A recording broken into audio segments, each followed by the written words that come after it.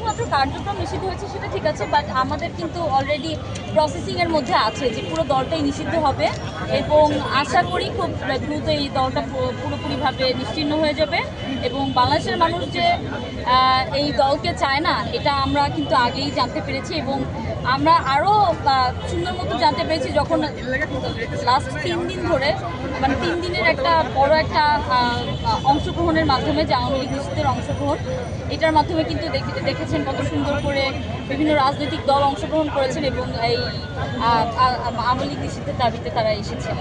তো আমি বলবো যে আমরা এটা আপাতত প্রসেসিংয়ের মধ্যে আছে, বাট কার্যক্রম কার্যক্রম নিষিদ্ধ হয়েছে, বাট আওয়ামী লীগ খুব দ্রুতই নিষিদ্ধ হয়ে যাবে আশা করছি। হ্যাঁ, আমাদেরকে কথা দেওয়া হয়েছে ইন্টারিম থেকে আগামী 30 দিনের মধ্যে আমাদের জুলাই ঘোষণাপত্র হচ্ছে তারা জারি করবে। আশা করি সেটাও তারা তাদের কথা রাখবে, আমরা তাদের উপর ভরসা করছি।